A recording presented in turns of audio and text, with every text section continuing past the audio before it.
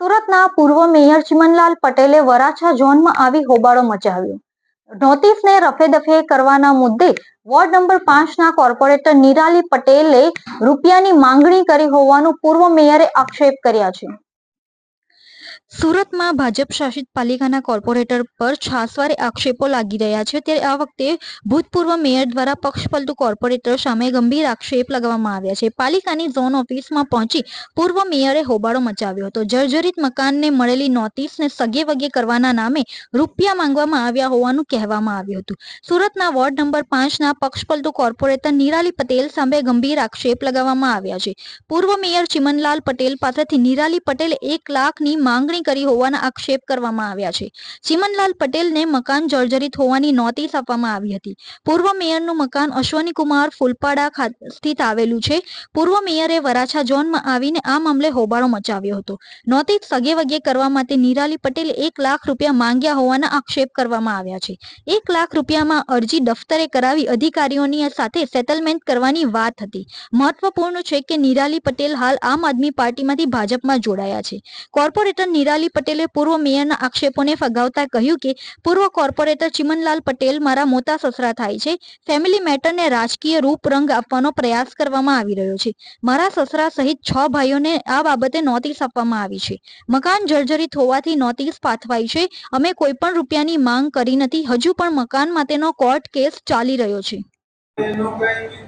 માજી mayor Chimanlal Vanbhaidas Patel, ward number 5માં રહું છું. અશ્વની કુમાર ફરવાફરિયામાં, ઘર નંબર 144.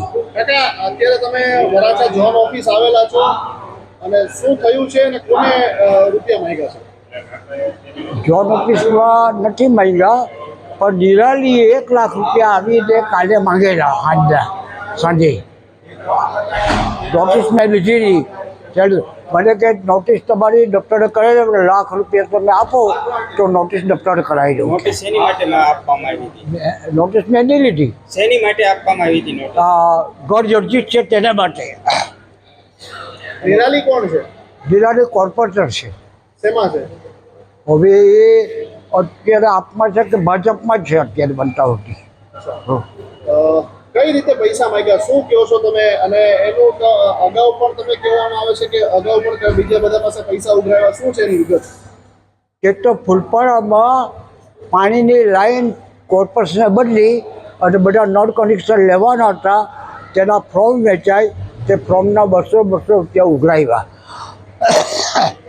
તેમાં ગુપ્તેશ્વર મંદિર પાસે કર્મકાંડ કરે છે મહારાજ, એને મારા કીધું કે આ રીતે કરે છે નિરાલી.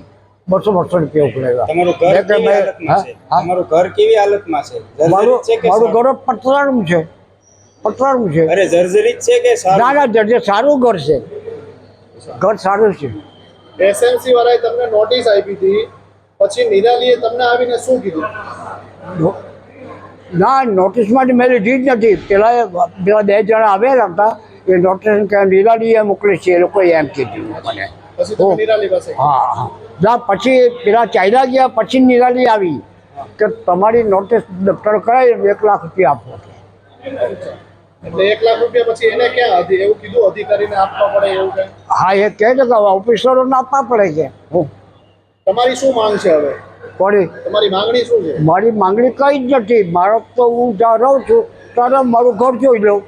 કોઈ જર્જિત મકાન નથી, પણ જે આ ભ્રષ્ટાચાર કરે છે તેની સામે મારે વાંધો છે. જે મારું નામ સુરેશભાઈ સુહાગિયા, પૂર્વ સભ્ય નગર પ્રાથમિક શિક્ષણ સમિતિ સુરત. આજરોજ વરાછા ઝોન ખાતે માજી મેયર ચિમનભાઈ પટેલની મુલાકાત થતાં એણે જેમની પાસે પૈસા માંગવામાં આવ્યા છે કોર્પોરેટર દ્વારા એની વાત કરી. એ વાત એક ખૂબ ગંભીર બાબત કહેવાય, કારણ કે એક ચાલુ કોર્પોરેટર અને સુરત શહેરના પ્રથમ નાગરિક માજી મેયર પાસે જો આ પૈસા માંગણી કરતા હોય તો એક સુરત શહેર માટે ખૂબ ગંભીર બાબત કહેવાય. હું આપના માધ્યમથી કમિશનરશ્રી, મેયરશ્રીને પણ જણાવવા માંગુ છું કે આ બાબતની ઊંડાણપૂર્વક અને તટસ્થ તપાસ થવી જોઈએ અને આનું જે કાંઈ પણ તથ્ય હોય તે પ્રજા સમક્ષ મૂકવું જોઈએ.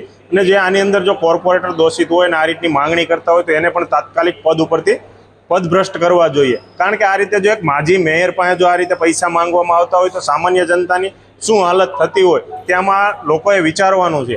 એટલે આ એક ખૂબ ગંભીર બાબત છે અને આ બાબતે સંપૂર્ણ તપાસ થવી જોઈએ. મારું નામ નિરાલી પટેલ છે, વોર્ડ નંબર 5 જનપ્રતિનિધિ. પૂર્વ મેયર ચિમનભાઈ દ્વારા આપના પર આક્ષેપ કરવામાં આવે છે કે 1 લાખ રૂપિયા તેમના જર્જરિત મકાનની નોટિસ માટે થઈને તમે માંગ્યા હતા. મારે પૂર્વ મેયર ચિમનભાઈ પટેલ એટલે કોંગ્રેસ નીતિ ધરાવતા, અને આજે મારે ખાસ કરીને એ કહેવું છે કે ચિમનભાઈ પટેલ તે મારા મોટા સસરા છે અને મારા સસરાના કેસ 1992થી ચાલી રહ્યા છે કોર્ટમાં. કેસ નંબર છે 281. આજે 32 વર્ષ પછી આ કેસનો ચુકાદો આવતો હતો અને એ ચુકાદામાં 6 ભાઈઓ વચ્ચેનો કેસ હતો અને એ ઘર મારા નામ પર બી નથી અને સાથે મારું કશે ઇન્વોલ્વમેન્ટ નથી. આજે એ કેસ અમારા તરફી એટલે 5 ભાઈઓ તરફી ચુકાદો આવ્યો. તે કોર્ટમાં પણ બધું તમામ લખાણ છે એમનું, અને આજે ચિમનભાઈને એ ઘર ખાલી કરીને જવાનો વારો આવે છે તો ત્યારે ચિમનભાઈ પોતે બોખલાઈ ગયા છે અને ચિમનભાઈએ પોતે કોર્ટમાં અમારી પાસે 75 લાખ રૂપિયાની માંગણી કરેલી છે અને એ બી 6 ભાઈઓ પાસેથી.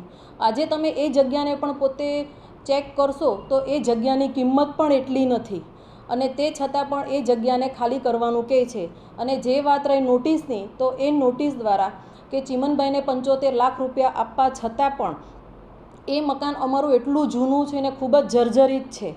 તો એ બાબતે કોર્ટમાં પણ અમે ફોટા સાથે અને આ નોટિસ સાથે અમે બતાવ્યું કે આટલું જૂનું જર્જરિત ઘર છે, તેમાં માણસ રહે તો જાનહાનિનું પણ થાય એવું છે.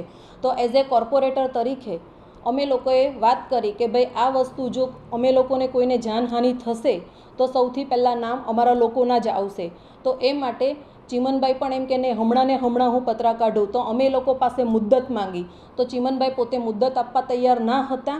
અને સાથે કે ચિમનભાઈ બસ એક જ આક્ષેપ, અહીંયાથી મારે જવું નથી, અને સાથે પૈસાની પણ માંગણી ચિમનભાઈ પોતે અને સાથે બધા કોર્ટના કાગળ સાથે અમે લોકો બેઠેલા છે અને અમે કોઈ જ પ્રકારની માંગણી નથી કરી. અને નોટિસની વાત આવી તો અમારા 6 ભાઈઓને નોટિસ આવેલી છે, એમાં અમારે પોતે બી આવેલી છે.